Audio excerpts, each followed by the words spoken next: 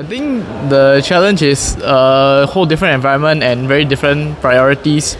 So in school, you're concerned about very straightforward things, making friends, getting good exam grades. But then in a working life, there's a lot more things to consider. Like for once, your performance at your work, and number two, you have different connections with different people, and then they may or may not try to use you or benefit themselves from it.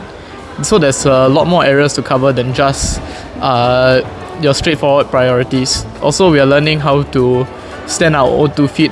Now, we cannot keep relying on other people or our parents for everything that we need.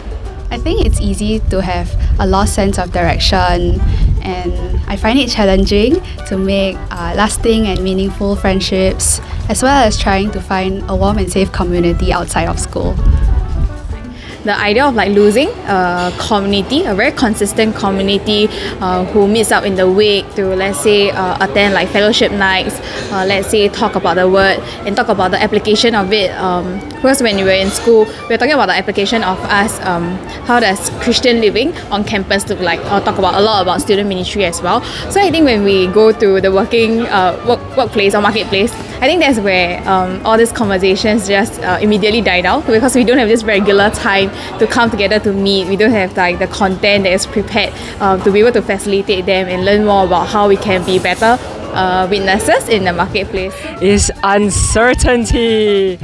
I guess all through student life and through the education system, you're kind of just sitting on a train with a set destination. All you have to do is just make sure you don't get off that train.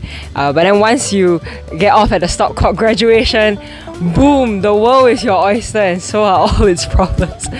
You have things like employment, finances, romance, family, and all these adulting things that you have to think of, and how do you make sense of all of these with the perspective of your faith, right? And how do you entrust all these uncertainties onto God and then still live in the practical day-to-day problems? At the beginning, we'll be finding a job and having these new resources to deal with, like money, giving to parents, giving to God, and how you allocate the rest, and also managing your friendships, how you continuously maintain relationships with your friends, especially when you have different schedules with them, and maybe some of them are doing shift work or working extra overtime, and how do you continuously involve yourself in their lives?